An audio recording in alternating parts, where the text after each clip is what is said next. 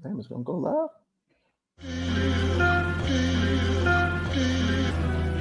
First off, rest in peace, neighborhood Nip. I ain't crip, but I'm on that neighborhood shoot. Building business, it's that black owned. If you hustle, better hustle till your pack gone. If you work, better work till your back hurt. And if you rap, make it better than your last verse. Yeah, more lyrics. Stick and move, Javante. AJ, El Presidente, Eddie Kane University. Hill gon' heal, regardless. You, Buchanan, Bethel High School, by way of 3-Man Weave, LLC. Michelle, producer, Faith Over Fear. You can catch this wave from the Marlins to the Mariners. Doing things you can't believe. It's the 3-Man Weave. What up? What up? What up? It's your guys again with 3-Man Weave podcast. Oh, damn. might be the isolation podcast next. With the 3-Man Weave podcast, I am your host. I ain't even gonna say that because that would not have sounded right coming back on the audio. We ain't about to have no pauses within the first, 15 seconds of this podcast. So I am your host. I'm just your host, AJ, and who I got with me. It's your boy Hill. And Hill go Hill regardless, baby. Man, let's get right to it, man. Y'all know y'all catch us on all major podcast platforms. 3-Man Weave, Instagram, Twitter, 3-Man Weave _. You can email us at podcast.3.man.weave@gmail.com. And I already gotta apologize for you. We gotta make an audible already, AJ. Oh, right now? Okay. Yeah. I literally just okay. I know. But we gotta discuss the fight last week. Okay. All right. We got to. Now we can wait. No, we can discuss it. Because it's quick. Because like I said, it's already been a week, and like I said, we already see everybody that already see. If Roach got robbed, the knockdown should have been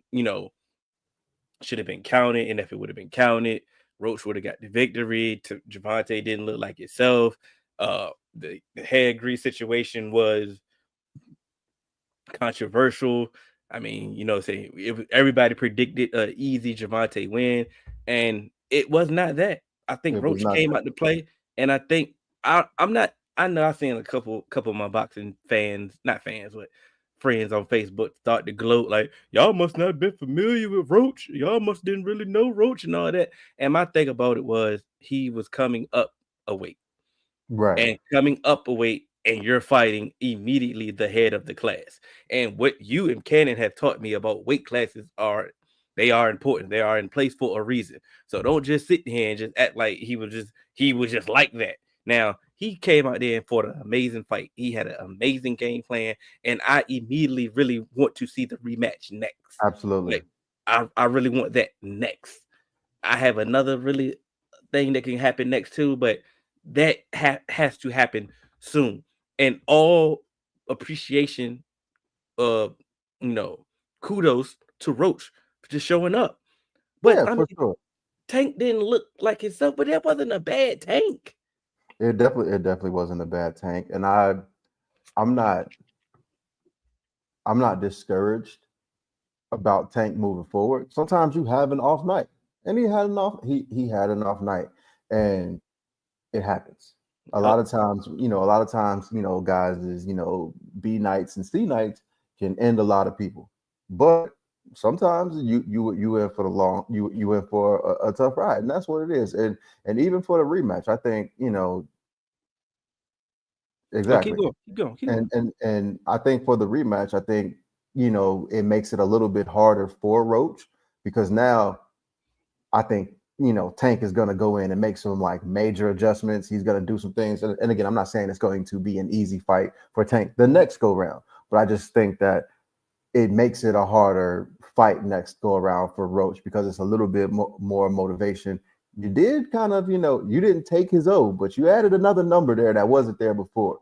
And so I think there's going to be a level of that extra level of energy. And, so, as they say, sometimes, shit talking and all that stuff don't really work because I'm going to be motivated regardless. Well, sometimes it does add a little extra. Yeah, I mean, a little fire on you. So I think that Tank will come out prepared, and I think we'll definitely see a better Tank the next go around. absolutely. But and like I got Sean said, people really don't know that Roach got a chin, and he showed it. He took some shots. Yeah, for sure. He took some tank shots that we've seen people fall from those tank shots. You know what I'm Mm-hmm. saying? So, you know what I'm saying? Like I said, shouts out to him. You know what I'm saying? And Yeah, then on 100. top of that, some his power translated too, because Tank said it himself. I didn't want to get caught. It like we've seen other boxers like have blood in their eyes and stuff in their eyes, and just get through the round. He was like, "Hey, look, bro, I cannot chance getting caught with one of them. It's something that's in my eyes." You know what I'm saying? Right. Did he break the rules? Absolutely. You know what I'm saying? But it showed that power was translating at an upper weight. You know what I'm saying? And like you say, you just And have it's to to be give. Sometimes you it's got to to be give him credit. respected. Yeah, just give him credit. Now, on the business side, if Tank is still going to operate the way that he operates, I would let Shakur and Roach fight next. If he wants to, if he still wants to operate like he's been operating, let them fight. And Yeah. then the winner, come holler at me. Yeah, but Because I believe. Go ahead, because if Roach wins, it makes the rematch even more profitable. For sure, for sure. If Shakur wins, it makes this fight more. It only benefits him. You know what I'm saying? Yeah, for sure. But I do think for Roach, it's more beneficial to just go ahead and go straight to Tank. And here's why. Because even if he does lose to Tank, he can go immediately to Shakur, because Shakur been trying to fight people, quote Quality unquote. people. And so I He think, has, bro. He has. yeah, yeah. Like we can say what's going on, but he been trying to get some quality fighting. And so I think that would allow him to, like, that would allow Shakur to get someone who was like, okay, it's either go after Frank Martin, who got dispatched by Javante, or go to Lamont. He put up a fight against Tank the first time, and this is hypothetically if Lamont loses. And then the second fight he lost, but he, stood in there. So if I can go in there and beat Lamont Roach, maybe that, puts me up there in that conversation where Tank will want to get in the ring with me, or whatever the case may be. Or who knows, Turk might just jump in and say, "Hey, I got something for y'all." So, it just all depends. So I think if I'm Roach, I'm going back. I'm going for the second Tank fight immediately. Oh, yeah, for sure. Immediately. I mean, because we all know it's more money with the Tank fight. You know what I'm saying? Exactly. And what you did last fight, you got some negotiation, power. You know what I'm saying? I can almost make this like a 55-45 purse or something like that. I may not be able to get 50-50 because you still the draw. That's why I say I ain't gonna just do it, but I can't argue and say, hey, look, at least let me get something off the dough. Hey, listen. Let me get something off the dough. Hey, listen, don't lose this fight trying to listen to AJ. You know what I'm saying? Don't let greed, don't let greed get to your head. Like play with my emotions. Don't let that get to your head, my brother. You know what I'm saying? Go ahead, get you a raise, get you more money, but don't start talking crazy at that negotiating table for mess around. He don't fight you at all. You got to go fight Pitbull Cruz or something. Hey, say what you want. Stay away from Pitbull, man. It's a lot of dudes that need to stay away from Pitbull. Shakur is one of them. Everybody can't handle Pitbull. You know what I'm saying? Yeah, but man, speaking of talking crazy as negotiations, and you might get ran down on. Here at the 3-Man Weed podcast, we do have the pull-up policy, and oh man, old Goat James pulled up old Stephen A. Smith. He said, "Hey, I'm gonna tell you one time and one time only, bro. Keep my son out this shit, bro. Whatever you want to say about me, that's cool. But that one, don't bring him into it." Yeah, did you see the other angle? Yeah. Like, it added to this. Like, this was during a timeout in the fourth quarter during a close game. Yeah. That went to overtime. Like, so you left the huddle seen on. That's the definition of on site. Like, yeah, oh like, my hey, God. like, hey, hold on. Matter of fact, our ball. Give me that real quick. This ain't starting. It's our ball. Our ball. This ain't starting until I actually say this. And he just walked up on him. And you know how intimidating that gotta be, because he mid-game, mid-sweat, mid-energy, and he Yo, you know it's intimidating because like we almost can count on one hand how many times we've actually seen Bron this mad throughout his 20+ year career. Like, I'm not being facetious when I say that, bro, right? Isaiah Stewart was running at him trying to really end him, and Bron was just like, "Get your mans." Like, and I'm not saying that it's to take a shot at Bron or anything. I'm just saying, like, that, I'm just letting you know that let you further know how mad he was. And to me, we've always said Bron is one of the most polished, professional athletes we've ever seen. So he knows how to contain himself. He knows how to, handle himself. So when he do that, that's with intention. And that's almost like, I mean this, dog. And he meant it, because like you said, this is in the fourth quarter of a close game during a timeout.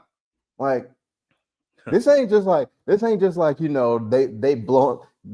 out the Raptors, and he been sitting on the bench, and the ESPN crew coming down courtside because they getting ready for their post game. Nah, like this, like we still in some meaningful moments here. I'm gonna tell you how we know he meant it. Hey, I'm gonna tell you like this, Instagram. Ain't nobody finna play me, dog. Hey, I'm gonna tell you, Stephen A. Smith didn't talk spicy even on his podcast. That's how you know that he just spooked the breath out of that man, John.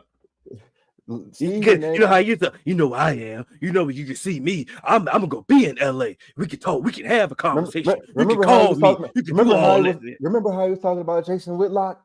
You betrayed me, you bitch. You bitch. Yeah. He was up there like, as a father of two girls, I completely understand. And that wasn't basketball player LeBron. That was father LeBron. And I have nothing bad to say about that. Stephen A. didn't have a voice inflection. His forehead didn't crease. And on his podcast, where he normally gets spicier, what I'm saying, because he feels like he's free. He went in there. He said, "I just want to clarify a few things. He didn't call me no bitch." This is the clarification that you wanted to. That's the clarification. He didn't call me. He didn't call me a bitch. He said, "I will bitch slap you." But it was funny because, like you said, at the same time, how he was talking about Gilbert Arenas podcast. "Oh, Rashad McCants, when I see you, we gonna have a conversation. We gonna talk. Okay, you're mine. Oh, I'm coming." And it was all that bravado, all this spice. Then you get up here when Brian walked up on you. Now it's nah, man. It was, how you say it, AJ? What do you say?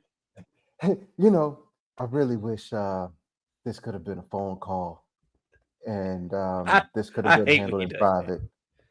Nah, yeah. You've been talking about my son on your national broadcast. You gonna run into me. Do you know where you at? You here. I see you. And now we can talk. You talk big about a whole bunch of other players. And you ask them when they see you to speak. Okay.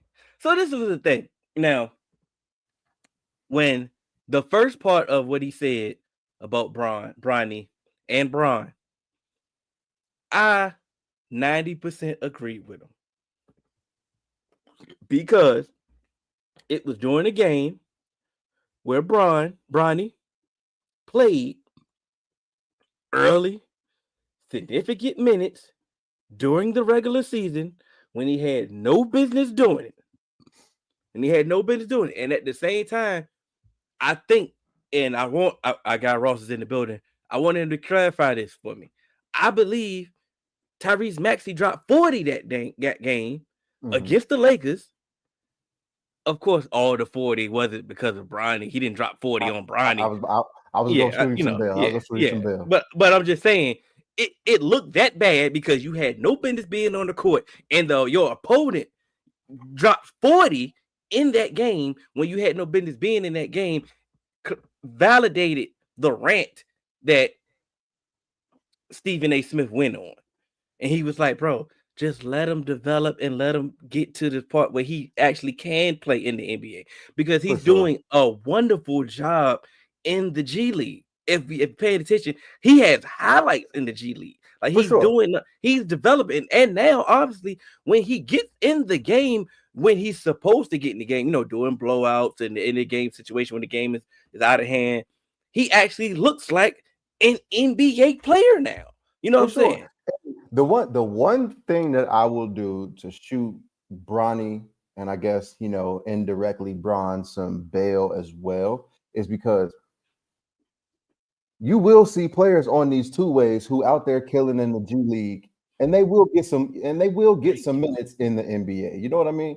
And so I'm not like it's going to be the optics, and people are going to call attention to it because of Bronny's last name. But if it's Kamari Toure from the Portland Trailblazers, ain't nobody can say a thing if he getting meaningful minutes. You know what I'm saying? Because of who he is and what team he's on and the spotlight that's on that team and stuff like that. So that's where I will shoot Bell, because we do see players who come up from the G League All-Stars and stuff like that get a little bit of run, because you do want to see, like, okay, does this translate? Can you do a little bit? And that's really it. And also, it was early in the season, a lot of that. I know he still comes up, but some of that stuff was, I believe, that Maxey game, was that before Christmas? Or was it close to? It might have been January. Okay. It might have been January. It was before the All-Star break. It was after Christmas too. So it was one of those early mid-season point, right? As well. Like I said, playing Bronny when you're supposed to play Bronny, I have no issue with. You know what I'm saying? But that in particular game that warranted the rant that it was January 28th. Thank you, my brother. All right. So I was a month off. My bad. Yeah. So you playing them significant minutes early on during that game, which warranted the rant that Stephen A. Smith went on. So everything that he said then, like I said, I agree with it. This was the part that got your ass cussed out, is when you went to your YouTube page to discuss the face of the NBA stuff. And then you tried to throw shots at Bronny. And then you tried to make it seem like you didn't. See, now you made it seem like we don't hear you. Now you make it seem like we don't hit. And I think a lot of people that think that thought that Stephen A. Smith didn't say anything wrong didn't hear the part two. Exactly. Because like you said, oh, you want to be the face of the NBA, then why is Bronny in the league? You said that. And you said, oh, he's only in the league because of what? So you throwing shots at Bronny. But then you try to make it seem like, Bronny had nothing to do with the rant that you was on. Exactly. So don't make it, like you said, don't make it seem like you ain't say nothing to get your ass cussed out. You know what I'm saying? See, that's the thing. You got dealt with. Yeah. Got it done when you seen it, right? And that's the part that I'm like, okay, I understood. That's why you got what you got. You know what I'm saying? And anybody that has an issue with what Bron did, I ain't about to sit here and be like, well, wait till you be a father, you'll understand. You ain't got to be a father to understand it. You just have to hear all the sides. Yeah. That's it. And my thing is, it's two things that you don't mention because you never know how a person gonna react. A man's queen and a man's kids. Mm-hmm.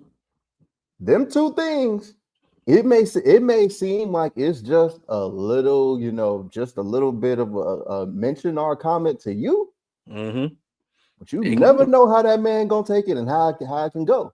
It can go left. It can go left real quick. You could just because again, like I say, like some people just like be out here critiquing people kids, and you will get ran up on. It's been plenty of like NBA with Kawhi Daddy. He like when Stephen A be talking about him, he ain't just stay quiet. Yeah, he a grown man, but you don't talk about people kids. Some of these people, like you said, like they will run down on you.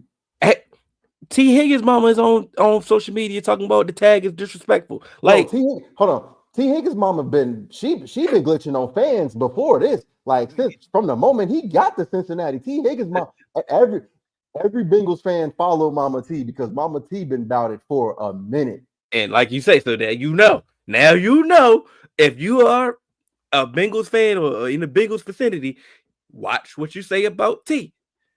You know what I'm saying? Because Mama T coming, it's just as simple. It's just like when you go to a child's game. You know what I'm saying? I go, like I said, my niece, she plays volleyball. I go there and I cheer for my niece. I don't say nothing about these other kids. You know what I'm saying? I cheer on her teammates as well. Hey, anybody make a mistake, I'll mute. You know what I'm saying? Because you don't know who you sitting beside. Exactly. You know what I'm saying? He's like, man, come on, girl, you should have got that. And I'm sitting beside the girl father. He's like, hey, bro, hold on, dog. What you mean? Like, what you mean she could have got that? Like, right. And then now we don't know where it's gonna go. You know like, what I'm saying? Who is you? Like, yeah, But I mean, this is another lesson. Don't talk shit about people that you don't think that you can run into. Do not talk shit about people that you can run into. Yeah, I mean, here we go. We got it. Let's go. Chuck said about Kendrick Perkins on TNT, said he's an idiot and a fool. He said the Lakers saved the NBA. Them fools on the other network, that's all they talk about. We did speak about this. Who you talking about, Chuck? and thing about Chuck don't say it. You thought Chuck wasn't? And he said Kendrick Perkins over there on ESPN. Who we about to be working for? And Kendrick responded and said, y'all might want to tell that senior citizen Charles Barkley that I'll be around when he see an idiot or a fool in person. Make sure he keep that same energy. We're gonna have some fun and then we're gonna get serious in a little bit. So we know Perk, you can't go like this. This can't go no further, dog. Like you can't walk up on Chuck and be like, "What you say, Chuck, dog?" Like Chuck is old. He's a senior citizen, right? But Chuck, one of them ones. He gonna say it and go call him an idiot and a fool. It's just Chuck got the bad knees, bad hip, bad back. Bigger they are, the harder they fall. He tip over a little bit easier these days, but. Yeah, it's a lose-lose situation. Prime for prime. I got Chuck beating the shit out of Kendrick Perkins. Chuck once threw a man out of a window.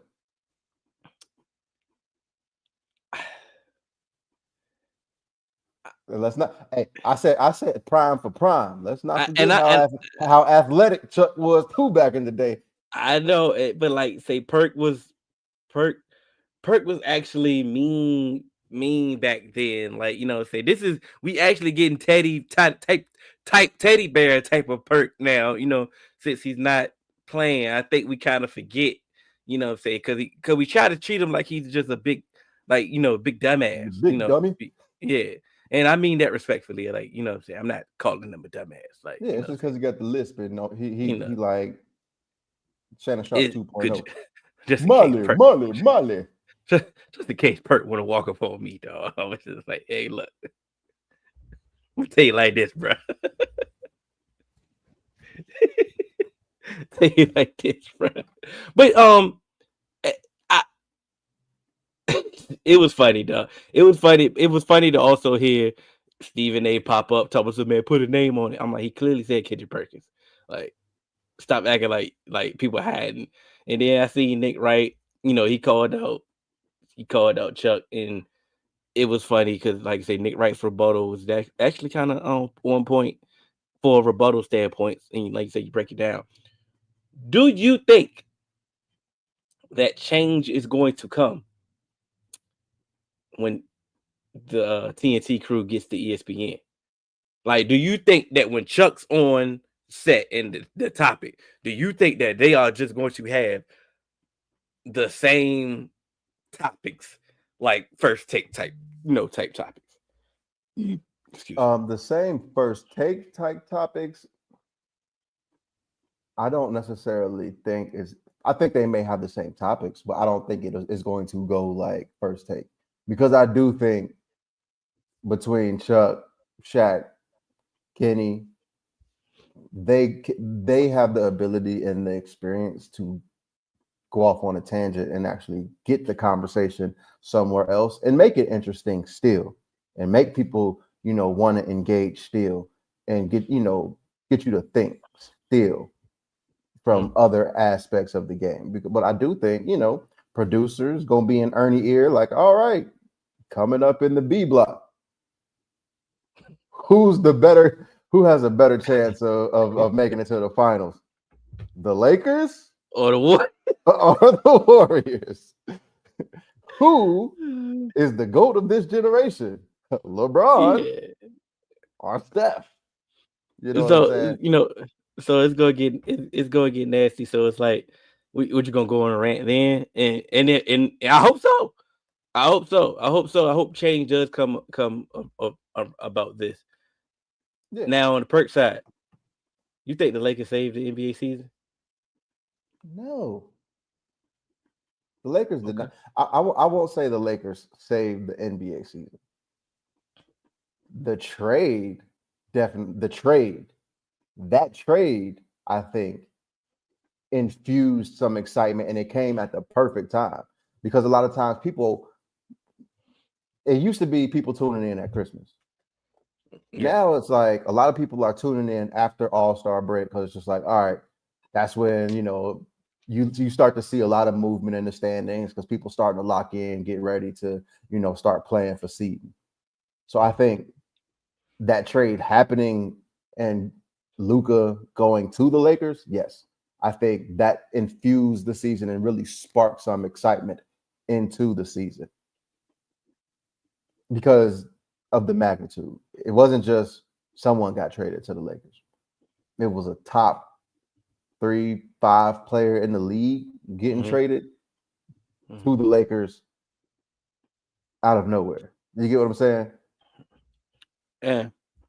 And I think it's some validity into his statement, because now that they got to the 2 seed, and the fact that Luka got the rust off of him, and that he's back to playing like Luka, and then now LeBron is still playing at an amazing high level at his age. It is exciting to watch. Like, yeah, it's like, damn, bro, he's still doing this. Oh man, Luka's still nice. Like, you know what I'm saying? Like, yeah. So it is exciting to watch. The thing that people have been talking about the most is the team defense. They are still you still cannot figure out how they got better at defense once they lost Anthony Davis. Hold on, you're losing one of the best defenders in the league, defensive player of the year caliber player, and you getting one of the worst defenders in the league. Like, that's the swap. Like, and the defense is better. And like, shouts out to JJ, man. Like, shouts out to JJ. And the things that they said, the positive things that they said that they couldn't prove, before he actually coached. I mean, it's coming to fruition. Yeah. Like, he's looking like a great mind. He's looking like his intensity is working. It's like he's holding, it's working. Whatever he's doing is working. I'm truly not saying this to take anything away from JJ, but it's like, not just it makes your life easier because you have Bron, who's, one of the smartest basketball players to ever play the game. But I think they actually have a certain level of synergy where they could actually work together. And I think they see the game very similar. Mm-hmm. And so I think that's one of the things where they have like a very great relationship to lead that team. And again, I'm not trying to take anything away and say it's all Bron. I'm not trying to do that. But what I'm saying is like, even though Luka is probably the better player at this point in the career, like in their careers right now, yeah, I think LeBron is still the most important piece on that team because of his knowledge and because of what he's able to, see and anticipate on the court. And so him and JJ in timeouts, they're in sync. Like it's not like, to go to the opposite end of the spectrum. It ain't like Darvin Ham where he's like, "Hey dog, give me this damn clipboard." And like I say, and that is like that's a tremendous factor. Like if people remember what I was saying about the roster that we had the last couple years, I was like, yo, this team is good enough to just avoid the play-in. Like that's all I was asking for. You know what I'm saying? Right. And good coach, hell, average coaching should have been able to do that. You know what I'm saying? So the fact that JJ came in and just did that, hell, it make it look simple, but damn, he couldn't do it. Yeah. You know what I'm saying? And even before the Laker trade, the Luka trade, he was already the 5th or 6th seed. They were avoiding the play-in. Yeah. And again, like I said, 5th, 6th seed, that like with the roster that they had, it was like, yeah, Darvin, this is what we meant.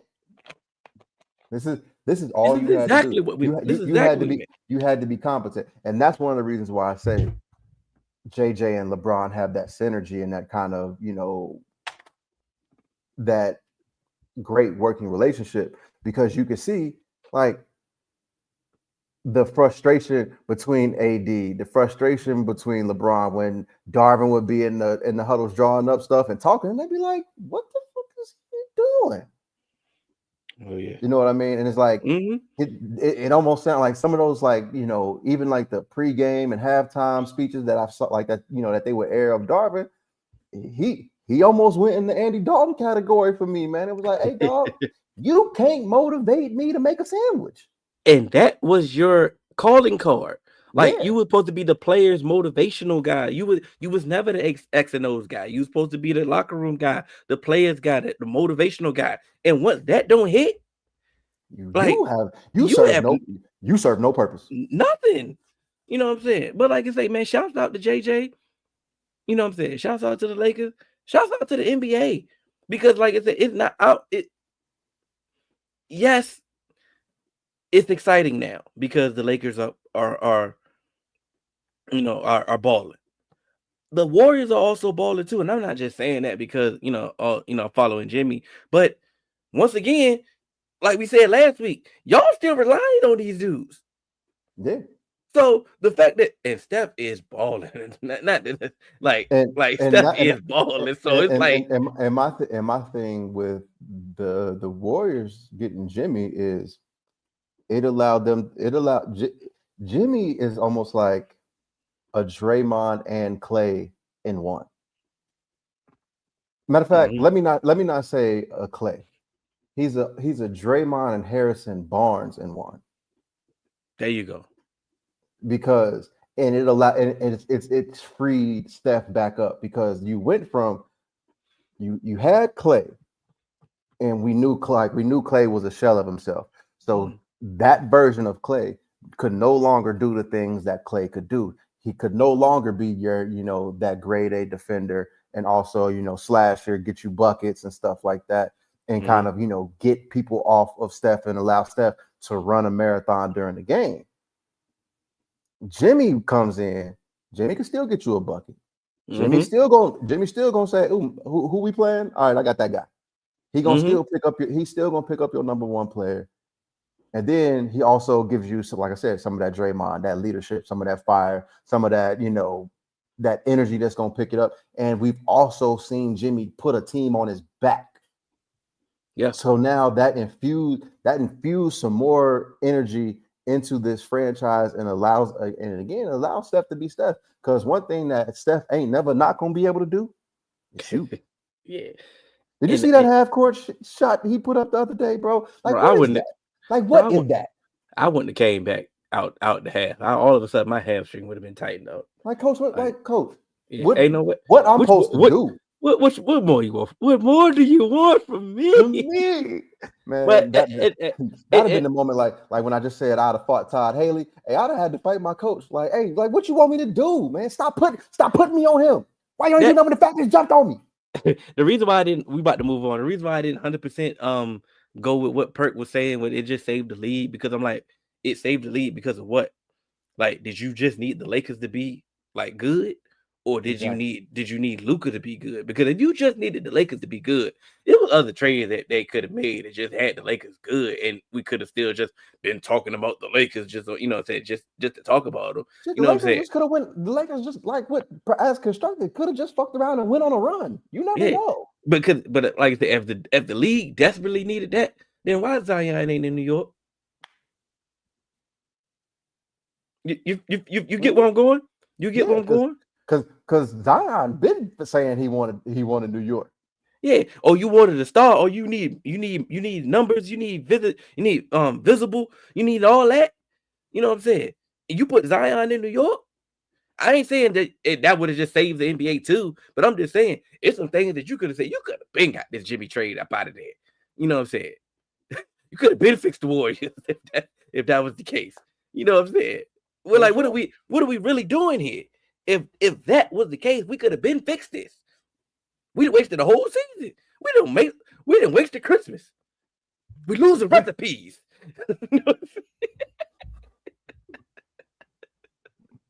Now wait a minute.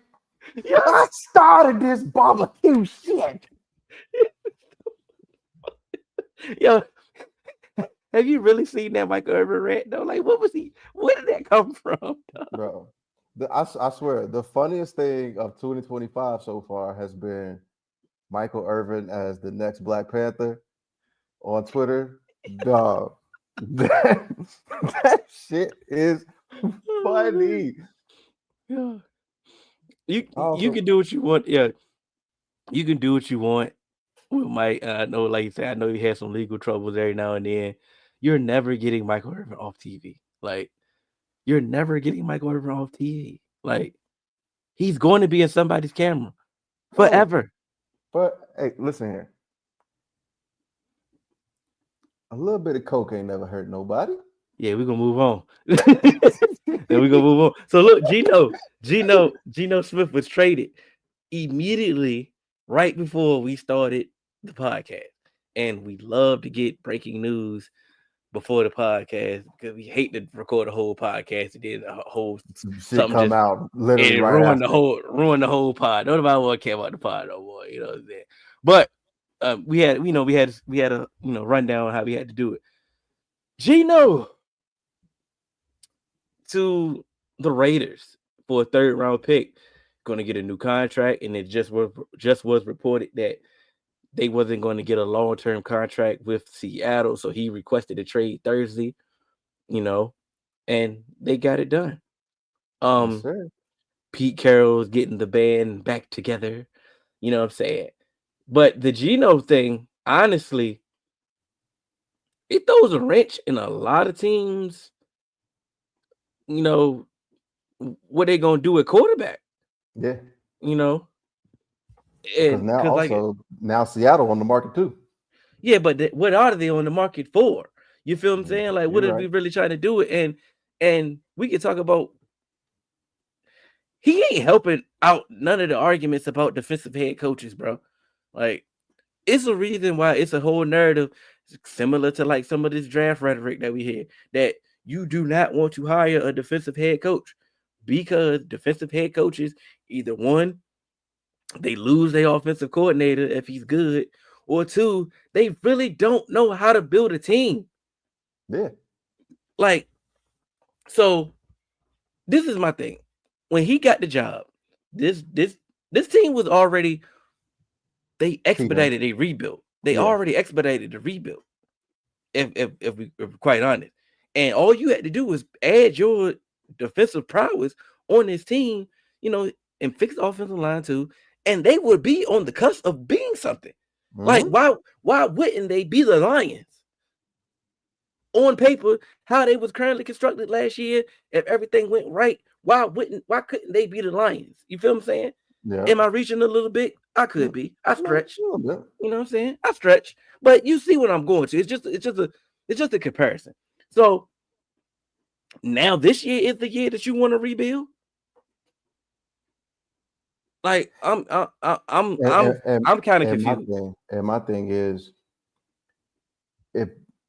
why choose this rebuild in your second season? Because, like you said, if you can't to me, you wasted one of your years. Exactly. They only gonna give you so long. So to me, this goes back to your point about defensive head coaches not understanding how to build a team, because you came in, you fired your offensive coordinator. What? Hey, that's crazy. That's crazy. That's a nasty That's crazy. They gonna be in there yelling and sweating, trying to talk over each other. Like it's gonna look like two preachers going back and forth. But nah, like this goes to your point of him not understanding, because, like, bro, after season 1, you fired your offensive coordinator. You got rid of your head coach. I mean, your quarterback. Mm-hmm. You about to get rid of your number 1 wide receiver. Mm-hmm. It's little offense. Because ain't Kenneth Walker one of them running backs? I think is a free agent, right? No, he's not a free agent, but I think it's his last year. It's last year. So it's like last year. But he's And so it's like why? Like you couldn't recognize, hey, when you went in there, like, hey, like, look, let's strip this down really quickly. Let's try and get a rebuild going. I don't know, maybe if he's, saying, hey, let's wait a year, try and see what it looked like. And then, this ain't a strong quarterback class. So let's try and, strip it down to the studs, get some talent in here, but we won't really have a good quarterback. And then, next year we could try and, get in position for Arch Manning or something like that. Who knows? But he might stay 4 years, so you never know. But that's what I'm hearing too. Yeah, and so it's like you never know what the quarterback market is going to look like. So it's just like like I said, you wasting your years. Wasting your years. No. They hit a lick with Geno. Yeah, like to me, it's the same thing with like what Tampa Bay did with Baker. It's like Geno was the first one though. Like, yeah, it's like you resurrected a first round pick. You squeezing the talent out of them as much as you can get. Like put some players around them, build around them, and also Mike, get your defense. Like get your defense right. And like I said, they were already the rebuild was already in place. Like once you traded Russell Wilson, they got everything that you got for Russell Wilson, and the pieces that you got for Russell Wilson, the things that you got, and you done, and then you getting Geno, and Geno played the way he played. The rebuild was already there. Like, think about who else are they really paying? Who are they really paying? You played Leonard Williams because you got him off a trade. And man, it was a couple defensive players, but that's it. Like, okay, you were paying DK. All right, cool. So now, like you said, you already spoke on you fired your offensive coordinator, and then the offensive coordinator that you brought in, he about to run the ball first. Typical defensive coach type of thing. Let's play ball control and let my defense win it, bro. How long is that about to last? Yeah. Because if you ain't got no competent offense, I don't care what defense you put out there. It's gonna wear down eventually. Like I said, this is only day one. We don't know the whole plan. For sure. And the reason, and just to kind of piggyback off of that, is like if you can't field a competent offense and an offense that can put up points, and you just out here thinking you're about to, oh, we was about to play sound defense, keep the ball away. It's really hard to do in a league that is structured for the offenses to succeed. Yeah. All the rules are structured for the offense to succeed, but you over here thinking that you about to minimize these points and just run the ball and play keep away. That ain't how this shit work, dog. Yeah, I don't. It's not how it worked. And to me, you're not understanding that. And I do believe that there are some defensive, minded like people that can build teams, but they're also like, I think a lot of times you see it, there's alignment with the front office, and you can see a plan. D'Amico Ryans, like when he got there, you could see the plan. It was like, okay, we doing this.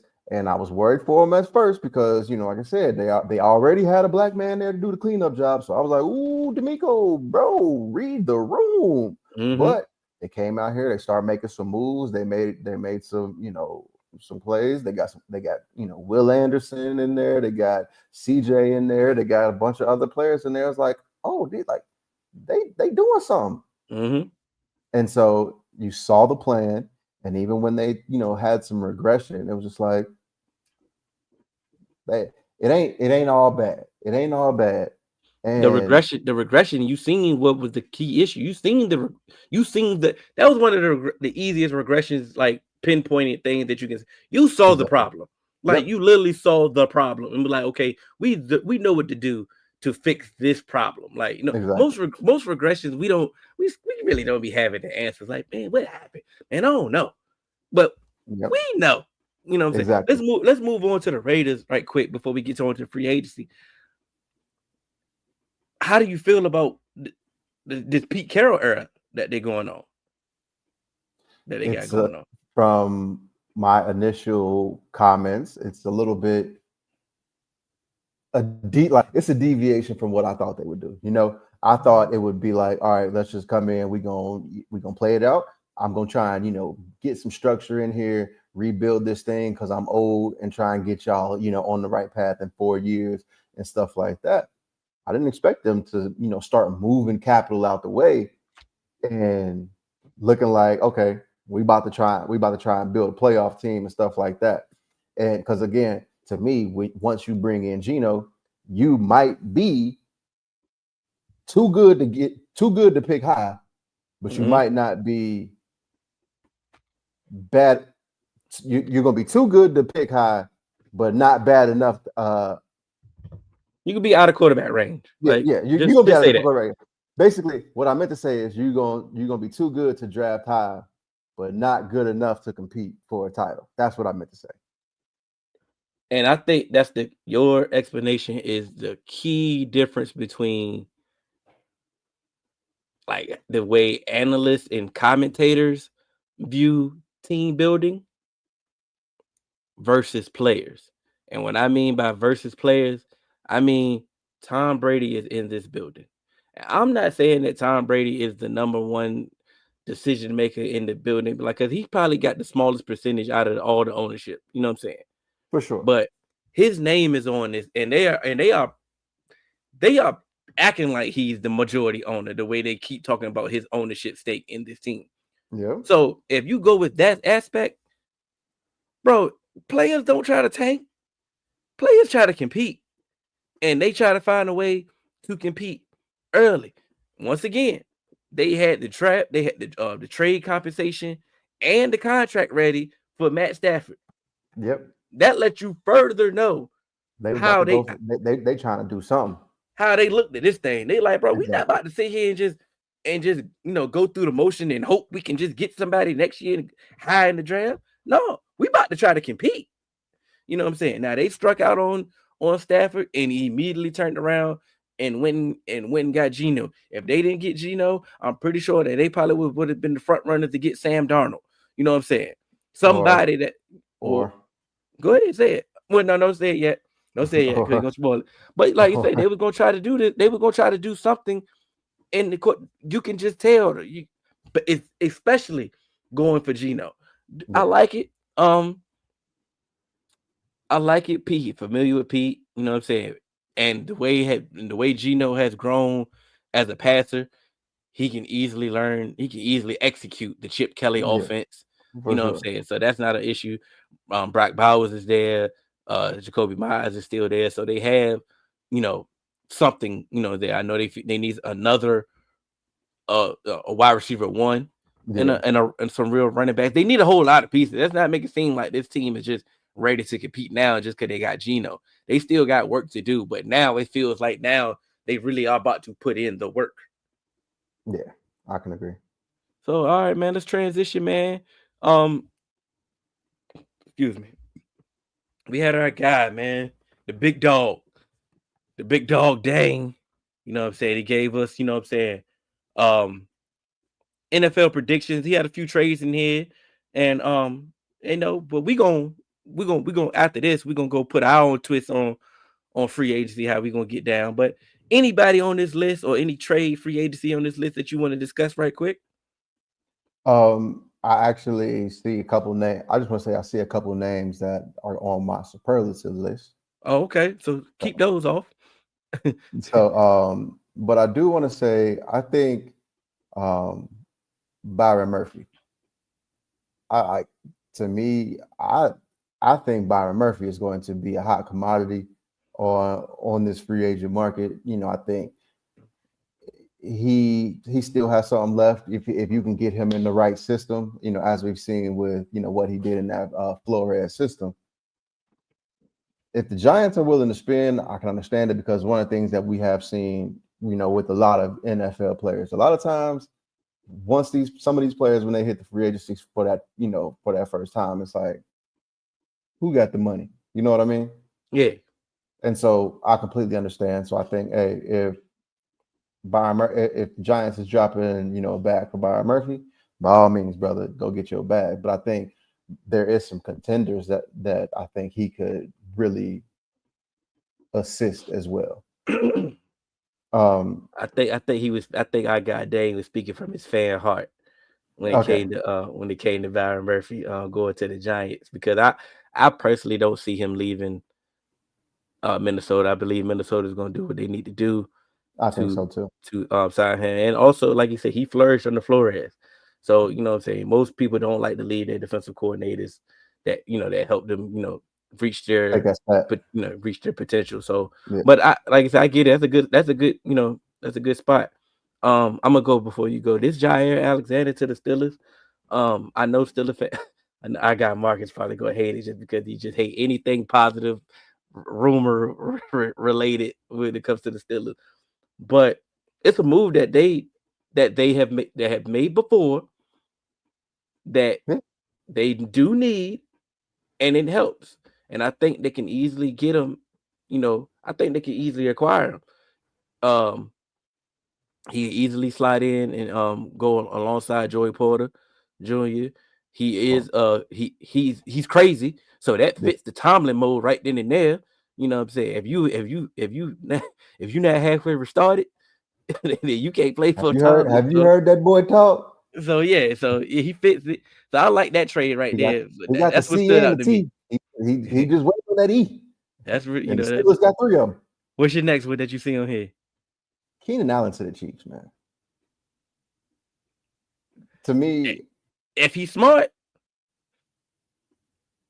I don't like. To me, I just don't necessarily like that fit for what the Chiefs really are trying to do. But because also a lot of people forgetting Rashee Rice is going to come back. We do not know how Rashee Rice is going to be when he comes back. We know he's going to be back. He'll be all right because he's going to get that 6-game suspension to help. You know what I'm saying? So he ain't got to rush him. He get that 6-game suspension to go ahead and get him extra time to get right. He can be all right. But to me, I just don't think at this point in his career, Keenan Allen is the one that is going to be the one that's going to be able to do something that you'd be like, okay, yeah, that's going to really help and fit in this offense, especially with Travis Kelce apparently coming back. You know what I'm saying? They be in the same spots. They're gonna be in the same spots, and it's just gonna be 2 old slow dudes just bumping into each other. So I don't necessarily think that Keenan Allen is a good fit. I get the logic, though. I do get the logic. I get the logic, but I'm just not sure. And so, yeah. And Chris Godwin to the Patriots. Them boys desperate. So, of course, you yelled at me via text. I'm taking all my apologies from you, dog. I told you via text, I'm bringing it here in the public. I said the fact that y'all tag T, now all of a sudden Chris Godwin's money is going to go up because he's the next man up. No, I know, like I know that. All I was saying was the Patriots are going to be disappointed because it's just like y'all don't have a Mike Evans to really allow Chris Godwin to flourish. And so you're gonna overpay. That's all. That's all. And you know what? Since you already took one of my superlatives away. I'm sorry. He was my backup anyway. So yeah, I throw your hands up like I really did. Yeah, because I was ready to get that off. Because I don't agree. Like you said, Chris Godwin at best he had one season where he was a 1B.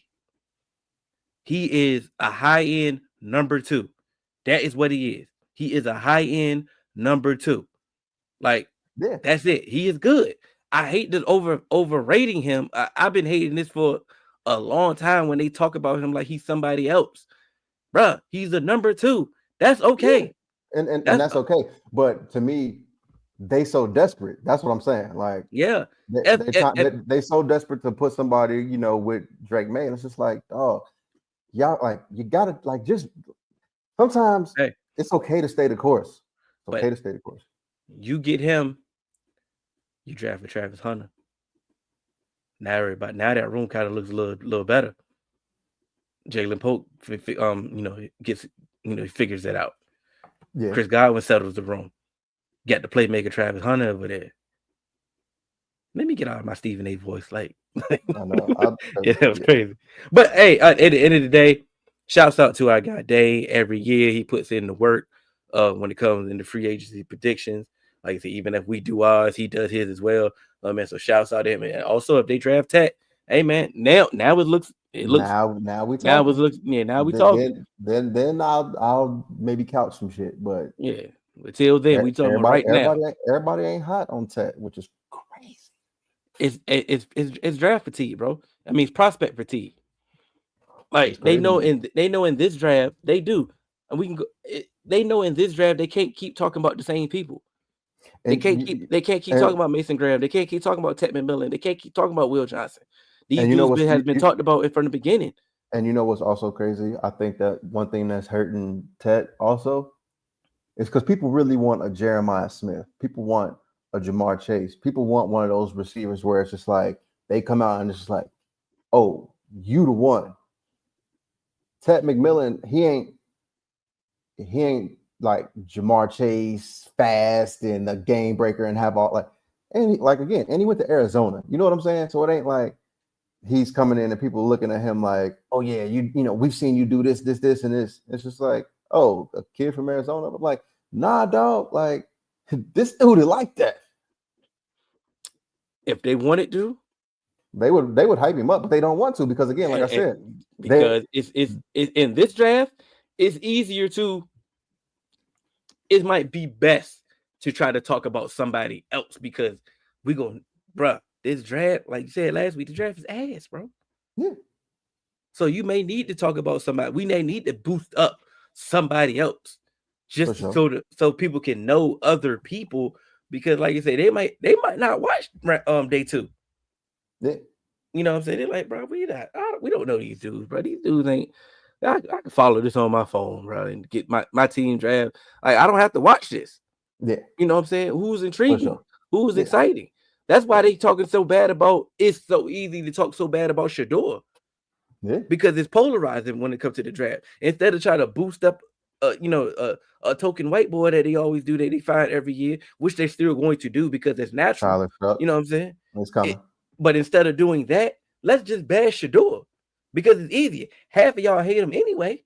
It's just like the Lakers saved the NBA. Shador saved this draft. He about to save the draft. Because what else are we going to talk about? We don't even really, like I say, they don't even really talk about Cam Ward like that. Who is he? Oh, we just can't want no one quarterback in this draft. All right. But Shador is trash. Like, exactly. Like, what do you rather he's hear a about? Jerk. He's arrogant. All right. Let's get to these superlatives. Hold on. What was the difference between Baker Mayfield's attitude and Shador's attitude? Baker was a Heisman. That's it. Okay. That's it. Okay. I thought Baker was cocky too. Yeah. Hey, it was a few naysayers that didn't like Baker, and they was waiting for him to fail. And you know what I'm saying. And when he failed, they was loud as hell about it. You know what I'm saying. I wasn't waiting for him to fail, but I'm just saying he had some haters too. You know what I'm saying. But he had some supporters as well. You know what I'm saying. Obviously, because he easily went 1 in that draft. For sure. But you know, it goes both ways. You know what I'm saying. It's just the fact that we got plenty of time to talk about the draft. Let's get to the superlatives, dog. All right, for sure. So, number 1 superlative. Let's go ahead and go with the fool's gold. Who's your fool's gold in this free agency class? Mekhi Becton is that one, bro. And they moved him to guard, big old guard. He was moving people. He was playing all that. And a lot of things about offensive linemen, bro, people really don't watch offensive linemen. People regurgitate what they've been told, you know, and what they hear. And the thing about it is, you went to an ecosystem where, let's be honest, they might could put anybody in, and there was only one spot that they was filling. Yeah. So you could put anybody next to a Hall of Famer. Yeah, you could put anybody in this spot, and they're going to figure you out. They have one of the best offensive line coaches in the league. It's plug and play at this point, especially with one position. So you can look good, and especially your job is all just stay in front of somebody. I'm big. Just stay in front of them. Just lean on them. You know what I'm saying? Somebody's going to think like, oh my God, Becton figured it out. He's a guard. We can put him in our system, and he's going to save us. Okay. Yeah, you're going to see. Okay. And everybody ain't the Eagles. For sure. Like, and people try to tush push. And it just don't work. And since we sticking with systems, the ultimate system free agent. Hey, Sam Darnold, anywhere but Minnesota, dog. You about to disappoint, big dog. Anywhere but Minnesota, or like no, say that's it. No, I was gonna say San Francisco. We seen him in San Francisco. He played a game in San Francisco. I know, but I'm saying if you get a full season, that's all. He played. Hold on, wait. You know what? Matter of fact, I take it away because that team in San Francisco, they going through some things. It ain't, and so let me just. So I'm gonna just. Yeah. Hey, let's erase that, and I'm gonna just start over. Sam Darnold, anywhere outside of Minnesota, it's fool's gold. Yeah, man. I agree. I got a defensive player. I don't think you're gonna agree. Who? Nick Bolton. Oh shit, boy! When I heard that book, I thought you was about to say what I was gonna say because mine said Joey Bosa. You'll be a fool in believing exactly. And that's why. But Nick Bolton Nick Bolton started off hot. Started off, he was a 3-down linebacker that chess piece. He was up there. You thought he had the trajectory to get to a Fred Warner, Roquan Smith type of level with his IQ, football IQ. He don't have the athleticism like them two, but he has the football mind like that. And then the more and more years that he was just playing in that system, even with the defense getting better, his play just started to get decline. And he just started to be regular. I'm not saying that he's bad at all. I want him on my team, but at the same time, you know where he gonna end up. No, I don't. That's gonna be a move that they make. I guarantee it. Watch. It's going. He's not a bad player though. He's not a bad player. It's just an opinion. I'm just one person. No, for sure. Just one person. But I'm just saying, I think he may get paid. You know what I'm saying? Zach Bond got paid. Terrell Bernard got paid this offseason. These dudes are already setting the market. You know what I'm saying? That $12, $15 million range, that linebacker. You know what I'm saying? He could be the bull goal. That's all right. Let's move on. All right. So you just said Zach Bond just got paid. So who is the next Zach Bond of this free agency class? You only got one. How many you got? I got one. That's offense or defense? It's offense. I'm gonna go my defense first. I can join you on offense. I don't want to take you just in case. Defense. Jermaine, is it Jamin or Jeremy Davis? Oh, no, Sherwood. Jeremy Sherwood. Sherwood. I know you're talking about. Linebacker for the Jets. And this is the thing about the linebacker for the Jets. They have two good linebackers already ahead of him. And CJ Mosley, Quincy Wilson. But he ended up starting to play this year and showed that, hey, man, he gonna need some more snaps. Mm-hmm. And the thing about it is, the reason why it's who's the next Zach Bond was dirt cheap. Was dirt cheap for the Eagles. He was the second linebacker that they signed, and he ended up being an All-Pro. So now I'm saying is, you bring in Sherwood, your team, a linebacker needy team, you give him the significant snaps that he may get. You can get a Pro Bowl player out of him, especially a linebacker. Mm-hmm. Okay. I see it. So this is the one where I feel like we're gonna have the same player. That's why I ain't go. This player got it like it, and again, to a contender, Darius Slayton. I got him somewhere. I got him on somewhere else. Okay. I got him somewhere else. Okay, but to me, I think I agree. I think because they projected Darius Slayton to go somewhere and possibly get about 10 million for, that ain't nothing. Bro, if Tutu Atwell got 10 million guaranteed 1 year, bro, I don't even care if it was 1 year. Him getting 10 million is crazy. So if Darius Slayton go to one of these contenders for $10 million, I would take Darius Slayton over Keenan Allen if I was the Chiefs. For sure. For sure. So that's one of the things why I say, to me, if Darius Slayton goes to a contender, I think he's gonna be the next Zach Bond, where it's just gonna be like, you was like that. Yeah. So that's my next Zach Bond of this upcoming free agent class. Typical player, like you said, he got the skill set that he could just have a good quarterback, bro. It's like, man, he can show you what he can do. My players, I got another receiver, man. It's Elijah Moore. And I could be a damn fool to still just be believing in Elijah Moore. Them Senior Bowl routes.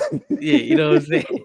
Them TikTok joints, you know what I'm saying? But I'm just thinking, like, man, he kept getting the raw deal in both of his situations. Like, when he started off with the Jets, he didn't have a quarterback. He like, hey, bro, come on, dog. I ain't got no quarterback. And they be like, all right, bet, we gonna get you up out of here. Then he move him to the Browns, and guess what? I ain't got no quarterback. Even worse. But at the same time, like, other people started to shine. Like, say, Jerry Jeudy started to look like something with the Browns. And other people, Amari was still there and looking like something with the Browns. So it's like, all right, bro, it ain't just the Browns. It could just be you. You know what I'm saying? So I'm taking that as a situation like that. If he goes to a team that's, that's passing the ball, that needs a slot receiver, and that he can excel in that role, I think that he can be something. You know what I'm saying? I think he still has the skill set. For sure. My other one, Jedrick Wills. Bro. All right, my fault. You got me. I got you. All right, let's move on. You got me. So Jedrick Wills. So we can just move on. So an underrated sleeper or a player that we feel will exceed expectations is Jedrick Wills, if he can go somewhere and play right tackle and get back to where he played coming up in college. Because I think, he wasn't a fit over at left tackle. It just didn't look comfortable. He just couldn't get right. But coming out of that draft, if he was able to play right tackle, I think he would have been able to be something because he fit. So to me, if Jedrick Wills can go somewhere and actually get back to right tackle, I think that he would be able to, be in a position where he can really excel and step in and really make a team, happy. I think he could be one of those, free agent signings where it's just like, oh, we caught a lick. Yeah. And like you say, Blue Star Special, we got first round pedigree. Yeah, I got you. Like you said, that was my Zach Bond. My underrated player, my sleeper is Darius Slayton. So, we already spoke on that when but I got Josh Palmer as well. Yeah. And the thing about Josh Palmer, we've seen Josh Palmer actually look like a good wide receiver, a legitimate wide receiver. Will he ever be a high-end number 2? Possibly not. But he showed flashes when the Chargers were definitely on the more passing offense. This year they took a step back when they more so run oriented under Harbaugh, and Lad McConkey just emerged like crazy, and he took a tremendous step back. But it's like if you get him in an offense where where they actually checking the ball, he make it fit. He might could settle a room, what I'm saying, in the right spot. Like prime example, like he make it go to the Bills and do what we thought Amari was gonna do.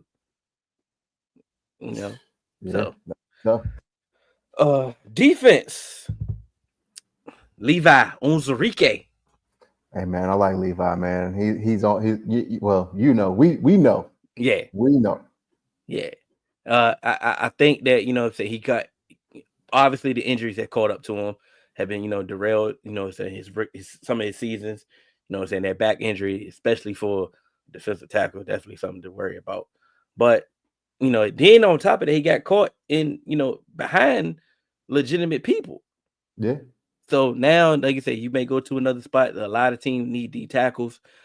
Unfortunately, it's a good D tackle draft, so you may get caught in the squeeze. But if he gets on the team and he has allowed to play, he could be a steal for somebody. Yeah, for sure. Evan Ingram with the Chargers would be an immediate impact. I don't know. I don't know if I'll say Evan Ingram with the Chargers would be an immediate impact, because I don't think because to me, Evan Ingram with the Chargers is going to be a wide receiver. And I don't think having him as a wide receiver gives you the same impact as it does if you give him, make him like, in an offense where he can actually be a move tight end. And he's not that. I don't think you could do some of the stuff in the run game that you were able to do, that Greg Roman was able to do with, someone like Mark Andrews or even an Isaiah Likely. I don't think Evan Ingram can do that. They still got Will Dissly to do all that tight end stuff. Yeah, they still got Will Dissly, but then it's just like Evan Ingram's going to be just kind of like a straight up tight end. I'm just like in that same role. I'm in a straight up tight end, but a straight up like wide receiver. I ain't really to me that's just that's two Quentin Johnsons out there. I mean, yeah, because he can't catch, but I'm just saying. I mean, it might be, I can see what he said. He's a Chargers fan. I can see where he's getting at with it. What I'm saying? I can see the vision. I mean, but sometimes when you're a fan, your vision is a bit cloudy. And I mean, to me, I wouldn't say Evan Ingram with the Chargers would be an immediate impact, but to me, I would say I would, take a flyer on Evan Ingram to hope that you can kind of get some sort of, consistency, try and settle your room, get another, athletic threat. But I don't know if it's just like an immediate, like, oh, that's a win for the Chargers. They got Evan Ingram. So is the wording is the issue that you got with it, or is it the actual player? Because I'm looking at it like this: who was hyped about y'all getting Mike Gesicki, and what did Mike Gesicki do for y'all? But remember, I was hyped about Mike Gesicki because you are a fan. But also, I knew that he would be able, like, he was coming in as a slot receiver. Because again, he was coming in as a slot receiver to play to replace Tyler Boyd. I knew that's what was like. I had that expectation, and so I was prepared for that, but I don't think I wasn't about to say, oh, Mike Gesicki makes an immediate impact, because to me, Mike Gesicki coming in being an immediate impact, he would have had to give me a little bit more production than he really did. So it's the wording that you just have an issue with, is what I'm saying. Right, because like I already said, bring in Evan Ingram to just to add, like, to try and elevate the floor of your offense. Yeah, I'm cool with that. Okay, but I don't think like you bringing it, like, to me, saying you bringing in Evan Ingram to be an immediate impact. That's like, oh, we got like our second, third option on the offense. I don't think he that. And on top of that, it's like where you're excited because he's that. You know what I'm saying? It's a good tight end draft as well. I would rather, personally, I would rather draft somebody, but tight ends take a while. So, I mean, Evan Ingram ain't stopping you from doing nothing in the draft. So, yeah, continue. What's the next one we got, bro? It is the best fit, and my best fit got ruined because Geno Smith got traded. But hey, man, Justin Fields in a Chip Kelly offense. Hey, you might have. Hey, we might have been able to do something. Justin Fields in a Chip Kelly offense, and you got a deep running back class. Imagine a backfield with Justin Fields and Bashar Tootin. Yeah. You know what I'm saying? Like that, and then you got Brock Bowers over there too. Jacoby Myers ain't half bad. Like, hey, to me, I think that would I was like, hey, I'm intrigued. I am intrigued. That is something I wanted to see. All right, so you didn't get a chance to revise it. I messed up on mine too. I didn't get. I didn't get a chance to revise it, but I can go ahead and just give you my defensive player. Yeah, let me go. I got it. I got one. Go ahead. So no, go your defense. Chase Young to the Eagles. Replace Josh Sweat. You get I took yours. No, hell no. Oh, Chase Young to the Eagles to kind of replace Josh Sweat. But it's like that athletic, defensive player. You get around the edge, and you get to pair him with all those guys on the defensive front. So it's like he don't have to be your main rusher. He don't have to be the guy, and he has enough talent where he can win one-on-one. And you putting him next to Jalen Carter, Jordan Davis, or whoever you want in that rotation. I think that's good, especially the way that he kind of came on late last season. I think you throw him in that mix. I'm like, ooh. They running something back out there that could be something. This makes mine even funnier now, because since you hate me, I'm about to make you. I hate you now. Oh, I gotta, and this may be the Dane special. We got a lot of former Giants on here. I got Azeez Ojulari going to the Ravens. They could use a pass rusher. And an athletic one off the edge too. Yeah, and you just what I'm saying, he's been decent, but once again he had to become the third pass rusher under that team. So it's like we need to go ahead and free him up. Kind of like this impact may be a stretch, but kind of like when Shaquille Barrett left the Broncos and went to the Bucks. Yep. You know what I'm saying? Of course, he was behind. Von Miller, and I forgot who was behind. Bradley Chubb or somebody else he was behind too. But you do know that Shaquille Barrett was the third in the Broncos. He goes to the Bucks, takes over, shows out who he was with the. Should have been a Bengal that offseason. With the increase of snaps. They failed him in his physical. Yeah, that was nasty. I remember that. So you can put him in the Ravens, and I think, like you said, give him a pass rusher in that defense. Like you say, it solidifies some roles. You know what I'm saying? I like that. Offensively, I had Darius Slayton to the Cowboys because I personally just want Darius Slayton to the Cowboys. Like, I seen a report that his contract could be 3 years, $15 million. Like, please sign me up for that. Like, please sign me up for that immediately. But I'm gonna go with DK to the Packers. We heard this rumor during the combine, and it made way too much sense to me. Like, they really do need a solidified number one wide receiver with his skill set that can settle the room. You know what I'm saying? and they can expedite the growth of Jordan Love. Like they're even though it's Christian Watson, and like you say, he halfway beige Clifford Franklin. You know what I'm saying? His skill set was needed because everybody else couldn't separate. You know what I'm saying? So it helps. And if Devontae goes back to Green Bay, it settles the room as well. But they'll have an issue because they wouldn't have they don't have a deep threat at all. But I do think DK to the Packers, you know what I'm saying, is the best fit.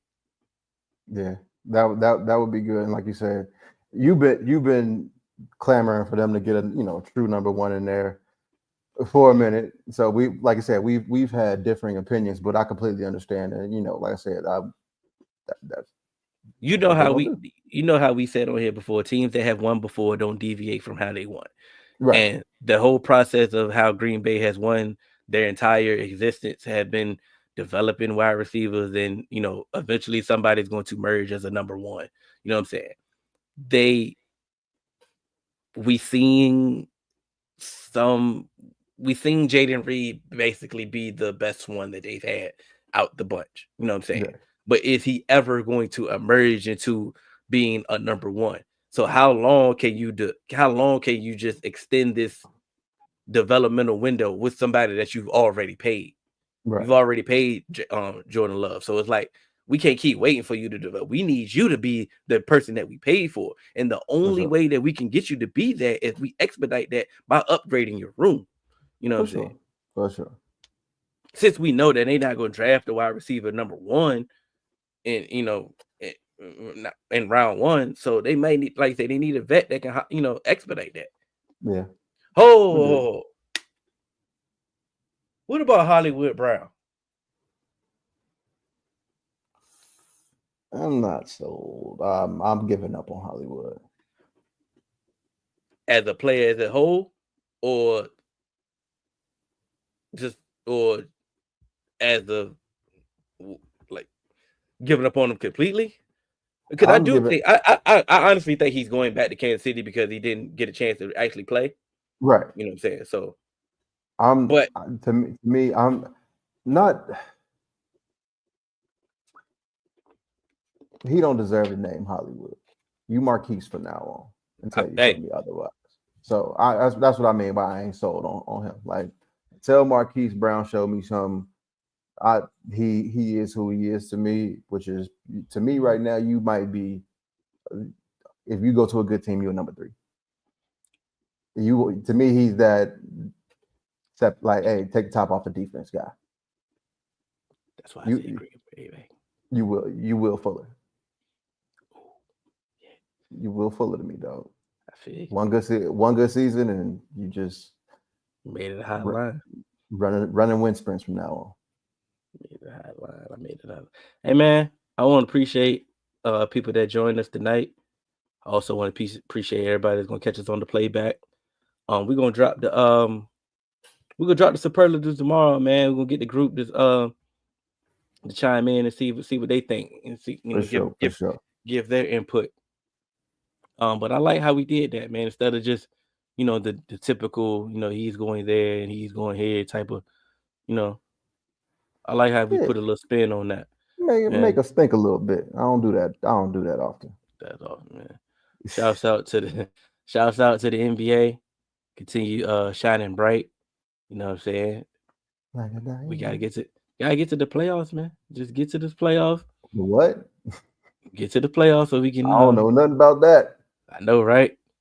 I don't know nothing about that. It's sad, but man, y'all catch us on all major podcast platforms. 3Man Weave, Instagram, Twitter, 3Man Weave _ You can email us at podcast.3.man.weave@gmail.com. I'm Hill. That's how you do. That's AJ. That's AJ. Y'all the 4s. Some of y'all the 5. And we are.